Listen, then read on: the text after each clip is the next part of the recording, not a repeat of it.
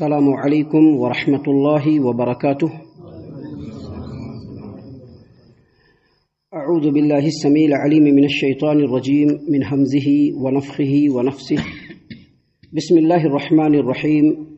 الم تعلم ان اللہ یعلم ما فی السماء والارض ان ذلک فی کتاب ان ذلک علی اللہ یسیر۔ کیا آپ نہیں جانتے کہ بے شک اللہ تبارک و تعالی جو کچھ آسمان اور جو کچھ زمین میں ہے سب کو یقینی طور پر جانتا ہے، اور بے شک یہ سب چیزیں اللہ کی کتاب یعنی لوح محفوظ میں کتاب میں درج ہے، اور بے شک یہ اللہ تبارک و تعالیٰ کے اوپر بالکل آسان ہے۔ محترم سامعین کرام، سب سے پہلے رب کائنات کا بے حد اور بے انتہا ہم لوگوں کے اوپر شکر و احسان ہے کہ اس رب کائنات کی توفیق سے ہم لوگوں نے پہلا روزہ مکمل کر لیا، اور الحمدللہ دوسرے روزے میں ہم لوگ داخل بھی ہو گئے۔ آج دوسری سحری تھی اور دوسرے روزے کا الحمدللہ آغاز ہو چکا ہے۔ الحمدللہ الذی بنعمتہ تتم الصالحات۔ اسی رب کی توفیق سے، اسی رب کی نعمت سے نیک کام انجام پاتے ہیں، اور اس پر ہم اپنے رب کا بے حد اور بے انتہا شکریہ ادا کرتے ہیں، اسی کے سامنے سر کو جھکاتے ہیں اور اپنے گناہوں کی مغفرت بھی اسی سے مانگتے ہیں۔ محترم سامعین کرام، دوسرا روزہ شروع ہو چکا ہے۔ یہ دوسرا روزہ جہاں ہم لوگوں کے لیے خوشی اور مسرت کا باعث ہے، وہیں یہ ایک الارم بھی ہے، یہ ایک الرٹ بھی ہے اللہ کی طرف سے کہ جس طرح سے پہلا رمضان گزرا ہے ویسے ہی 30 دن بھی گزر جائیں گے۔ کوئی آدمی اس بھرم میں نہ رہے کہ ایک مہینہ بہت لمبا ہے۔ یہ ایک مہینہ بالکل پلک جھپکتے گزرے گا، اور جیسا کہ ہم نے اس سے پہلے کے دروس میں بتلایا ہے کہ ان اوقات کو بالکل پکڑ کر کے رکھا جائے، ہر لمحے پر مکمل نگاہ ہونی چاہیے، ہر لمحے میں اللہ تبارک و تعالیٰ کی رضامندی والے کاموں کو انجام دینا چاہیے، اور ہر اس کام سے اپنے آپ کو بالکل دور رکھنا چاہیے جن کاموں سے اللہ تبارک و تعالیٰ ناراض ہوگا۔ ہم نے کل کے درس میں بتلایا تھا کہ اگر رمضان کا روزہ رکھتے ہوئے بھی، اگر رمضان میں نمازوں کو ادا کرتے ہوئے بھی، اگر رمضان میں تراویح کی نماز پڑھتے ہوئے بھی ہم لوگوں نے اگر گناہ کبیرہ کیا تو روزوں کا، نماز کا، قیام اللیل کا کوئی فائدہ نہیں ہوگا، ساری مشقت کے اوپر پانی پھر جائے گا۔ لہذا بہت ہی ہوشیاری سے پورے رمضان کو گزارنا ہے۔ اس کو ٹریننگ بھی سمجھ لیجئے، اور اس کو یہ بھی سمجھ لیجئے کہ یہ ہم لوگوں کے گناہوں کی مغفرت کا بہت بہترین اور سنہری موقع ہے، اور اس موقع کو ہاتھ سے جانے نہیں دیجیے۔ محترم سامعین کرام، ابھی ہم نے آپ کے سامنے قرآن کریم سورۃ الحج سورہ نمبر 22 آیت نمبر 70 اللہ تبارک و تعالیٰ کی آیت سورۃ الحج آیت نمبر 70 آپ کے سامنے تلاوت کی، اور اللہ کی توفیق سے آیت کریمہ کا ترجمہ بھی ہم نے آپ کے سامنے پیش کیا۔ دیکھیے، ایک بار پھر ترجمہ ہم آپ کے سامنے پیش کرتے ہیں۔ اللہ تبارک و تعالیٰ نے اس آیت کریمہ میں بیان فرمایا ہے کہ اے نبی کریم صلی اللہ علیہ وسلم، کیا آپ نہیں جانتے ہیں کہ آسمانوں اور زمین میں جو کچھ بھی ہے بے شک اللہ تبارک و تعالیٰ ان تمام چیزوں کو جانتا ہے، اور ان تمام چیزوں کو اللہ تبارک و تعالیٰ نے کتاب میں درج فرما دیا ہے، یعنی لوح محفوظ میں لکھ دیا ہے، اور بے شک یہ تمام کی تمام باتیں اللہ تبارک و تعالیٰ کے لیے بالکل آسان ہے۔ اصل میں اس آیت کریمہ میں اللہ تبارک و تعالیٰ نے تمام انسانوں کو اللہ کے مخلوق کے تعلق سے جو اللہ تبارک و تعالیٰ کا علم ہے، جو علم کامل ہے، اللہ نے اس کو بیان فرمایا ہے۔ اللہ تبارک و تعالیٰ اپنے تمام مخلوقات کے بارے میں، پورے کائنات کے بارے میں، کائنات کے ذرے ذرے کے بارے میں بالکل اس طرح سے علم رکھتا ہے کہ اس پورے کائنات کے اندر اگر رتی بھر بھی کوئی چیز ہو، ذرہ برابر بھی کوئی چیز ہو، یا اس سے چھوٹی بھی کوئی چیز ہو، یا بڑی سے بڑی بھی کوئی چیز ہو، یہ رب العالمین سے مخفی اور پوشیدہ نہیں ہے۔ اللہ تبارک و تعالیٰ ہر چیز کو جانتا ہے۔ دیکھیے، اللہ تبارک و تعالیٰ نے اسی بات کو ذرا تفصیل اور ڈیٹیل سے قرآن کریم سورۃ الانعام آیت نمبر 59 میں بیان فرمایا، وَعِندَهُ مَفَاتِحُ الْغَيْبِ لَا يَعْلَمُهَا إِلَّا هُوَ۔ غیب کی پوری کنجیاں، کنجی سمجھتے ہیں نا، کیلی، کنجی کہتے ہیں کیلی کو، جس کو کی کہا جاتا ہے انگلش میں۔ غیب کی تمام کنجیاں اللہ تبارک و تعالیٰ کے ہاتھ میں ہے، اور غیب کو اللہ تبارک و تعالیٰ کے علاوہ کوئی نہیں جانتا ہے۔ وَعِندَهُ مَفَاتِحُ الْغَيْبِ لَا يَعْلَمُهَا إِلَّا هُوَ يَعْلَمُ مَا فِي الْبَرِّ وَالْبَحْرِ۔ یہ جو زمین ہے، زمین کے اندر جو خشکی ہے، اور خشکی میں تمام چیزیں جو بالکل سوکھا ہوا ہے، ان تمام چیزوں کو اللہ تبارک و تعالیٰ جانتا ہے، ہر ایک ذرے کو جانتا ہے۔ اور سمندر کے اندر جو کچھ بھی ہے اللہ تبارک و تعالیٰ اس کو بھی جانتا ہے. یعلم ما فی البر والبحر وما تسقط من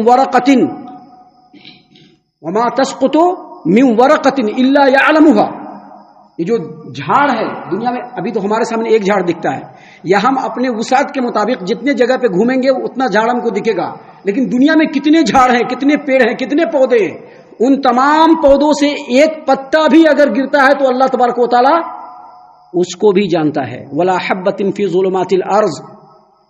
ابھی دنیا میں کتنے سارے دانے ہیں، کسان بھی زمین کے اندر دانا ڈالتا ہے نا، ہوا سے اڑ کر کے بھی کوئی دانا آ کر کے کسی زمین کے اندر چلا جاتا ہے، پرندوں کے چونچ کے ذریعے سے بھی بہت سارا دانا جو ہے وہ زمین کے اندر گر جاتا ہے، حتیٰ کہ انسان پرندے یا جو کچھ بھی کھاتے ہیں اس کا جو دانا ہوتا ہے وہ بھی زمین کے اندر گرتا ہے. اللہ تبارک و تعالیٰ فرماتا ہے کہ زمین کی تاریکیوں میں جتنے بھی دانے گرتے ہیں اللہ تبارک و تعالیٰ ان تمام چیزوں کو جانتا ہے. ولا رطب ولا یابس الا فی کتاب مبین. دنیا میں جو کچھ خشک ہے، جو کچھ تر ہے، اللہ تبارک و تعالیٰ ہر چیز کو لوح محفوظ میں لکھ دیا ہے. وہ اللہ تبارک و تعالیٰ نے اس آیت کریمہ کے ذریعے سے یہ بتلایا ہے کہ اس کائنات کی کوئی بھی چیز، اس روئے زمین کی کوئی بھی چیز، اس پورے آسمان کی کوئی بھی چیز اللہ تبارک و تعالیٰ کی نظروں سے، اللہ تبارک و تعالیٰ کے علم سے پوشیدہ نہیں ہے. اللہ تبارک و تعالیٰ تمام چیزوں کو جانتا ہے، اس کے پیدا کرنے سے پہلے سے جانتا ہے، اس پورے کائنات کے بننے سے پہلے، اس پوری زمین کے بننے سے پہلے سے اللہ تبارک و تعالیٰ جانتا ہے. اللہ تبارک و تعالیٰ نے زمین و آسمان کو پیدا کیا، اس کے سالہ سال پہلے دنیا میں جو کچھ ہونے والا ہے، جو کچھ ہوگا، تمام چیزوں کو اللہ نے لکھوا دیا. دیکھیں یہ حدیث ہمارے سامنے موجود ہے، صحیح مسلم کتاب القدر، اللہ کے رسول صلی اللہ علیہ وسلم کی حدیث ہے. عبداللہ بن عمرو بن عاص رضی اللہ عنہما اس حدیث کے راوی ہیں.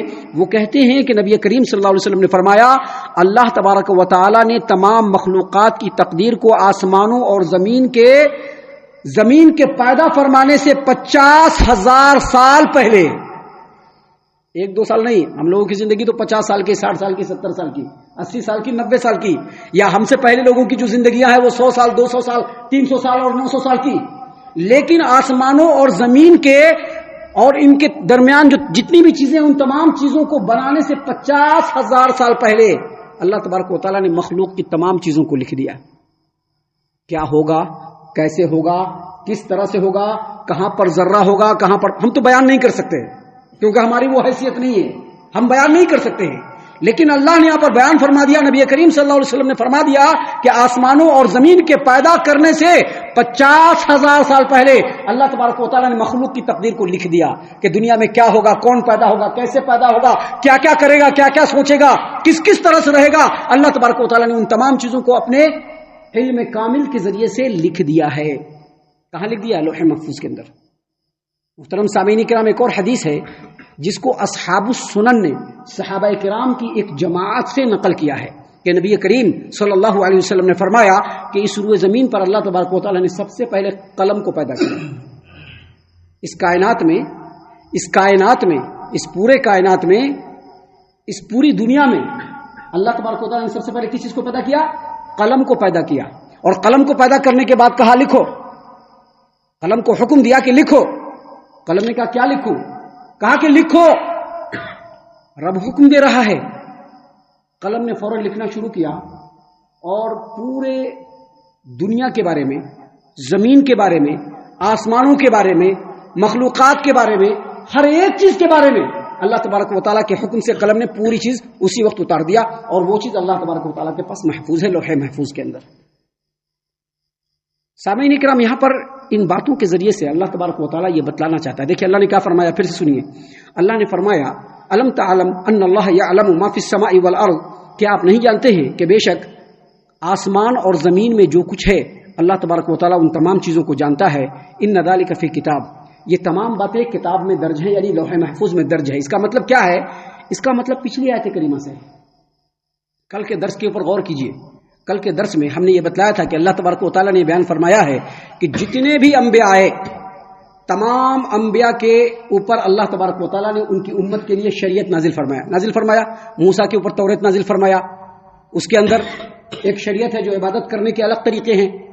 پھر عیسیٰ کے اوپر اللہ تبارک و تعالیٰ نے انجیل نازل فرمایا، اس میں جو عبادت کا طریقہ ہے وہ توریت سے بالکل مختلف ہے.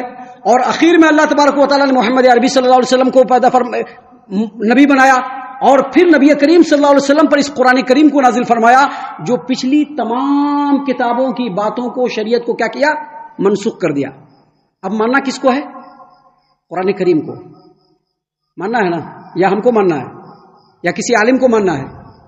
کسی عالم کو ماننا ہے کیا قرآن میں لکھا ہے ایسا کیا کہ فلاں عالم کو مان لینا؟ نہیں، قرآن کو ماننا ہے اور نبی کی تعلیمات کو ماننا ہے۔ یہ تمام باتوں کو اللہ تبارک و تعالیٰ نے پہلے ہی لکھ دیا ہے۔ کہاں لکھ دیا ہے؟ لوح محفوظ کے اندر پہلے ہی اللہ نے لکھ دیا ہے، پہلے ہی اللہ تبارک و تعالیٰ نے لکھ دیا ہے۔ یہ جو نبیوں انبیاء اس روئے زمین پر آئے، انبیاء کو جو شریعتیں ملی اور شریعتوں کے اندر جو طریقے مختلف ہیں، یہ سب اللہ تبارک و تعالیٰ کی مرضی اور مشیت کے مطابق اللہ کے علم میں پہلے سے ہے، اور اللہ تبارک و تعالیٰ نے یہ سب چیزیں پہلے سے طے کر دیا ہے، اور یہ تمام کی تمام چیزیں لوح محفوظ کے اندر ثبت ہیں۔ اب اتنی واضح بات ہونے کے باوجود اگر کوئی اختلاف کرے، جیسے اس قرآن کریم سے اور جیسے نبی کریم صلی اللہ علیہ وسلم کی تعلیمات سے یہودی اختلاف کرے، عیسائی اختلاف کرے، تو کیا یہ مناسب ہے؟ مناسب نہیں ہے۔ اور ایک مسلمان اختلاف کرے تو، ایک مسلمان ہی اختلاف کرنا شروع کر دے تو قرآن کی تعلیمات نہیں ہمیں نہیں مانتے، ہمیں فلاں، ہمیں نہیں مانتے، ہمیں فلاں۔ اگر قرآن کی آیتوں سے، نبی کی تعلیمات سے عیسائی اختلاف کرے، یہودی اختلاف کرے، یا کوئی بھی انسان اختلاف کرے، اللہ تبارک و تعالیٰ ان باتوں کو بھی پہلے سے ہی جان رہا ہے۔ یہ اللہ کا علم ہے اور قدرت کاملہ ہے۔ اللہ نے صرف ایک سمپل دکھلایا کہ اللہ کتنا جاننے والا ہے، اور اللہ نے کیا فرمایا پچھلی آیتوں میں کہ تمہارے درمیان جو اختلاف ہے ان تمام اختلافوں کا حل اور اس کا فیصلہ اللہ کب فرمائے گا؟ قیامت کے دن فرمائے گا۔ اور جو حق پر نہیں، اللہ تعالیٰ اس کو سخت ترین عذاب سے دوچار کرے گا۔ یہ اللہ تبارک و تعالیٰ کے علم کامل کی ایک معمولی سی مثال ہے۔ اللہ تبارک و تعالیٰ کا علم کامل، اللہ تبارک و تعالیٰ کی قدرت قاہرہ اور پورے کائنات کے اوپر اللہ تبارک و تعالیٰ کا جو تسلط ہے اس سے بہت عظیم ہے۔ لہذا اللہ نے فرمایا ان ذالک فی کتاب، یہ تمام کی تمام باتیں اللہ تبارک و تعالیٰ نے کتاب میں لکھ دی ہے۔ وَإِنَّ ذَلِكَ عَلَى اللَّهِ يَسِيرٌ، اور یہ اللہ تبارک و تعالیٰ پر بالکل آسان ہے کہ اللہ تبارک و تعالیٰ اپنے ان تمام مخلوق کو، اللہ تبارک و تعالیٰ اپنے ان تمام بندوں کو، اللہ تبارک و تعالیٰ اپنے ان تمام انسانوں کو جو اللہ کے اس کلام سے اختلاف کرتے ہیں، قیامت کے دن سخت عذاب سے دوچار کر دے۔ اللہ تبارک و تعالیٰ کے لیے انتہائی آسان ہے۔ لہذا اس آیت کریمہ کی روشنی میں انسانوں کو سمجھنا چاہیے کہ ہم مسلمان ہیں، ہم نبی کریم صلی اللہ علیہ وسلم کی امت میں سے ہیں، ہمارا کام ہے نبی کریم صلی اللہ علیہ وسلم کی لائی ہوئی شریعت کی اتباع کرنا، آپ کے شریعت کے مطابق عمل کرنا۔ اگر ایسا کریں گے تو قیامت کے دن رب العالمین کے بارگاہ میں سرخرو ہوں گے، اور اگر ایسا نہیں کریں گے تو کل قیامت کے میدان میں اللہ تبارک و تعالیٰ کے عتاب سے اور عذاب سے دوچار ہونا پڑے گا۔ ہم اللہ سے دعا کرتے ہیں کہ اللہ تعالیٰ ہم تمام کو ان باتوں کے اوپر خوب غور و فکر اور تدبر کرنے کے ساتھ ساتھ ان باتوں پر عمل کرنے کی بھی توفیق عنایت فرمائے، آمین۔ اللہ تعالیٰ ہم تمام کو صحیح معنوں میں پکا سچا مومن مسلمان بنائے، اللہ اور اس کے رسول صلی اللہ علیہ وسلم کی اطاعت و فرما برداری کرنے والا بنائے، صحابہ کرام رضی اللہ عنہم کے طریقے پر چلنے والا بنائے، جنت الفردوس میں جگہ عطا فرمائے۔ اے اللہ ہم تمام کو جہنم سے پناہ دے، اے رب العالمین ہم تمام کو جہنم سے پناہ دے، اے مالک الملک ہم تمام کو جہنم سے پناہ دے، آمین یا رب العالمین۔ وما علینا الا البلاغ المبین۔